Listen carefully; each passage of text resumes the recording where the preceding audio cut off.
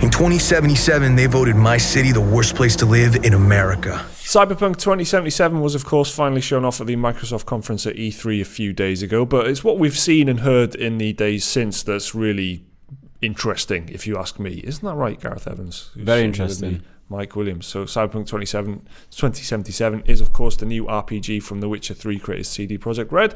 We know it's coming out on PC, PS4 and Xbox One, but there's no release date yet. For a long time, people were saying, it's going to be The Witcher 3, but sci-fi. It's just going to be like The Witcher 3, but futuristic.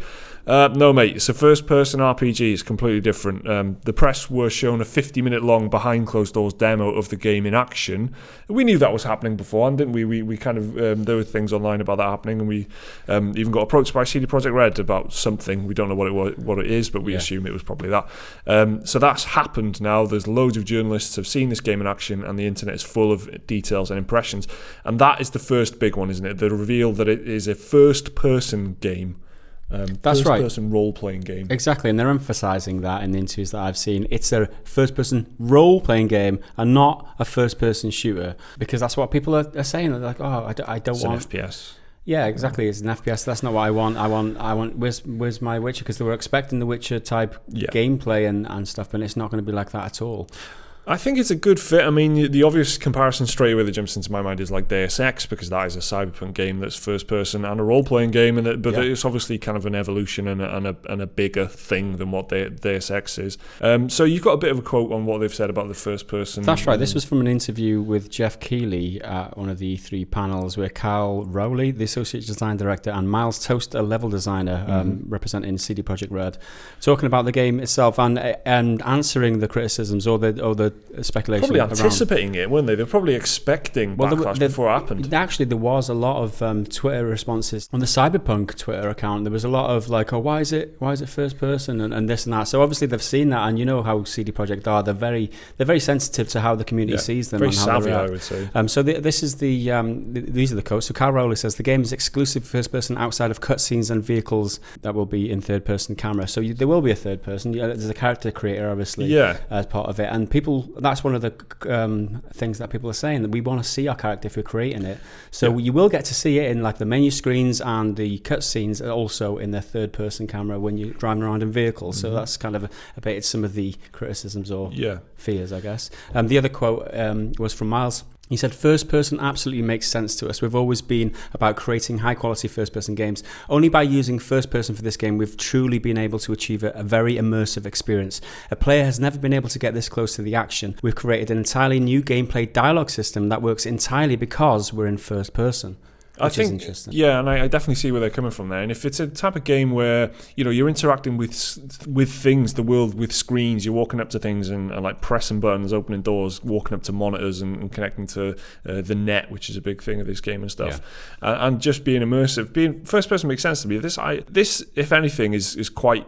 I'm quite excited about, because it really does separate it from The Witcher on a very fundamental level, and it isn't going to be The Witcher 3, but in futuristic, it's a different game. So I personally, I'm excited about it, so I can play on my mouse and keyboard and not think whether it'll be better on a controller. Of course, there's sort of all kinds of benefits, but I think the way that it is going to actually play out is really going to be interesting, because Deus Ex, like I said, of course, is a first person game with a first person role playing game with shooting mechanics in a cyberpunk universe. But that uses a third-person cover system. The latter games, the last two games, you kind of go up to a bit of cover and the camera pans out into third person, and then it's like a cover shooter. Now, they've talked about cover shooting in this, but it sounds like that's all first person. Like, it's all done through first person, except for when you're driving or if you're in a cutscene. Yeah, I mean, it's going to be interesting how the combat actually works. That's for sure. A lot of talk about shooting, actually, and they've been emphasising that it's a first-person role-playing game, but PC Gamer, I believe, says it does involve a lot of shooting. It's a lot of FPS stuff with a lot of guns. However, damage numbers do pop up on screen to indicate how much damage you're actually dealing. They say that enemies don't feel too spongy.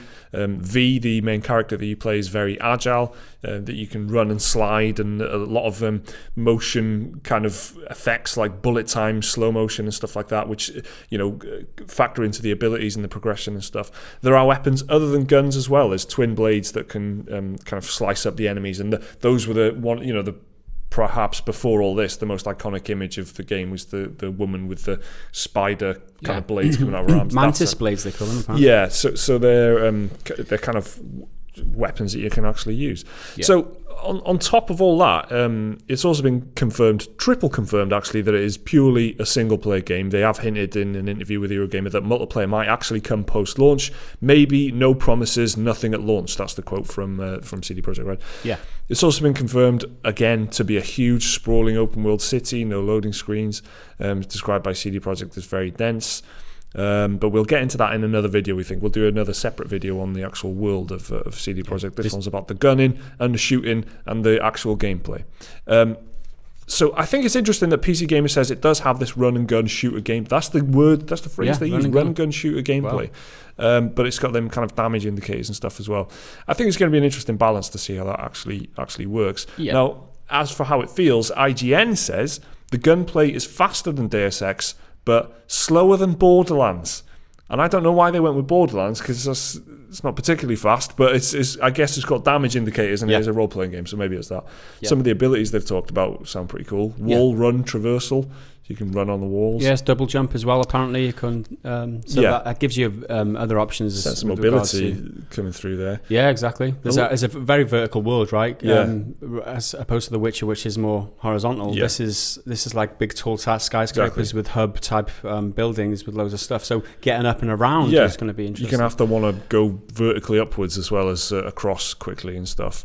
IGN kind of detailed in their coverage of this, they detailed a sequence where the player does kind of a stealth takedown on an enemy, then jacks into the enemy to get a schematic layout of the base that they were infiltrating, so that they use the enemy. There's like that hacking thing is a big part of it, kind of like Watch Dogs or something, where it's tied into the combat in a way. Yeah, there's a class called Netrunner, right? And there are abilities that you can unlock with your progression in the game that give you abilities like hacking the enemy so that they jam their weapons, for example. Yeah. Now that is an ability and a combat choice outside of just first-person shooting, as well as the bullet time. That's what they're trying to emphasize, these extra ways to take out your enemies. That isn't just first-person shooting. If you're not a Twitch shooter, they said there's RPG ways to do it. There's plenty of RPGs that have done it as well. Fallout recently that we've all been kind of talking about and playing, or whatever, to various degrees. Fallout is a role-playing game, but that's got shooting in it. So anyway, Eurogamer, on another note, says that you can actually blow people's legs off and shoot glass out. So that gives you a sense of the interactivity. Blowing people's legs off, but it's not just a case of just shoot until enough numbers pop out of them and they go down. You can actually affect different parts of the body. I love that, and affect the world as well. Shooting out glass and stuff like that is quite cool. There's a weapon called the Smart Rifle, which I saw a few outlets talking about. That has bullets that track and follow your targets. You can customize weapons with mods. Which sounds pretty. It all sounds like choice and options. And if it's in any other game so far, it sounds like if you can drive in this. If there's weapons, you can customize them. Mm-hmm. If there's dialogue, there's dialogue options. There's loads of dialogue options. A lot of talk about how the conversations work and stuff online as well. Just showing real emphasis on choice, decisions. Choices matter, isn't it? Choices matter. Such a huge theme in E3 this year.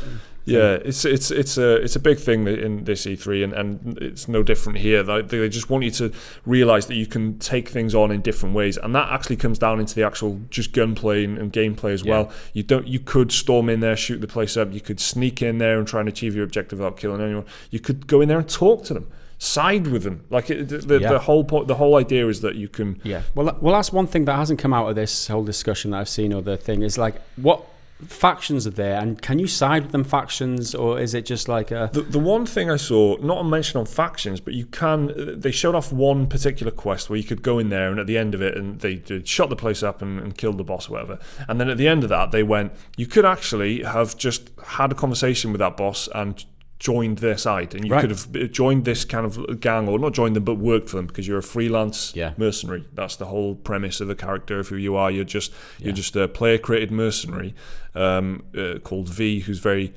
flexible in what they want to do, and you can do, so it's not like Geralt where you are a witcher and you've got a job to do and you kill monsters.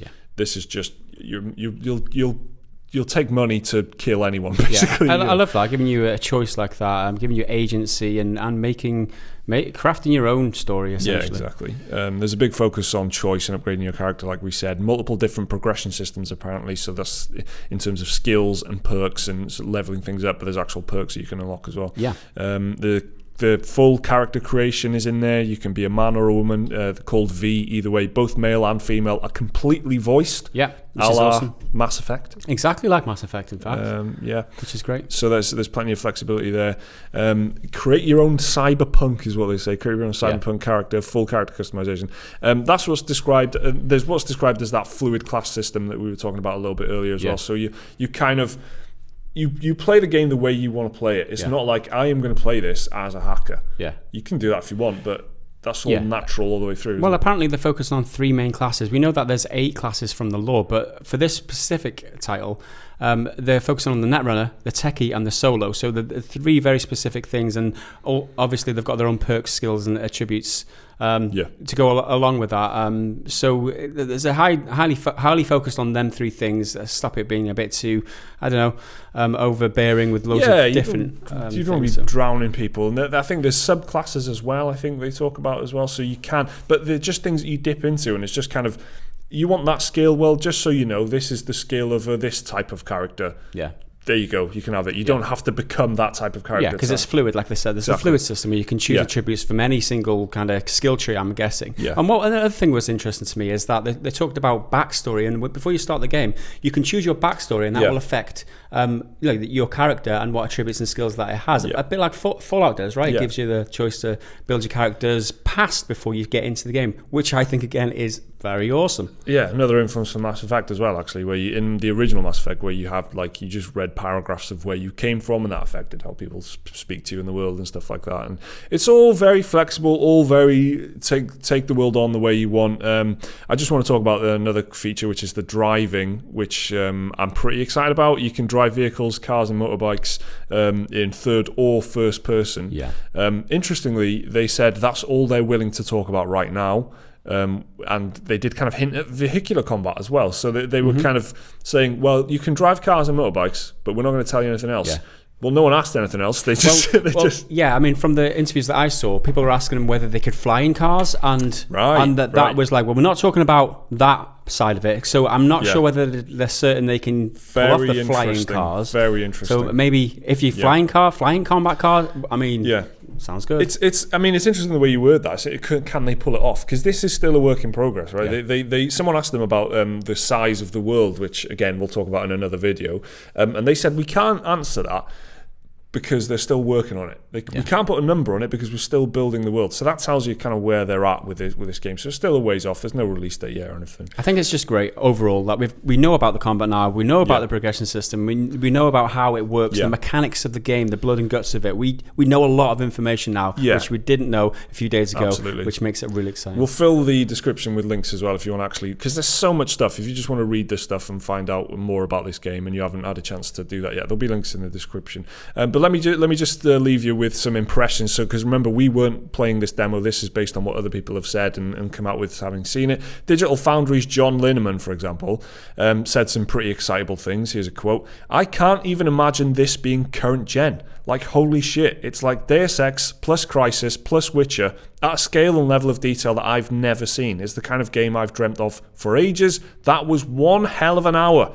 So that's Digital Foundry, who aren't normally that excited. Wow. So that says something.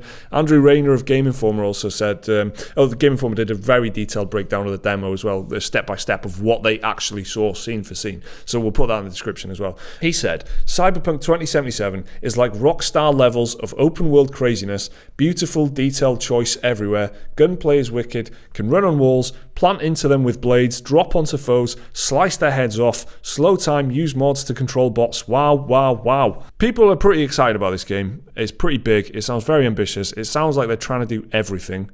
Can't wait to see it. Yeah, I just can't wait to see it. I can't wait to see some gameplay now. I just want to see it for myself. Hopefully, that demo leaks. There, I said it. I want to see that demo. I don't care how it gets onto the internet. I just have to see it. So that's what we know so far about the gameplay and the gunplay and the first-person perspective and all that of Cyberpunk 2077. Like we said earlier, we will do another video on the world, the open world aspect, how big the city is, because there's so much information here we couldn't just put it all in one video for you.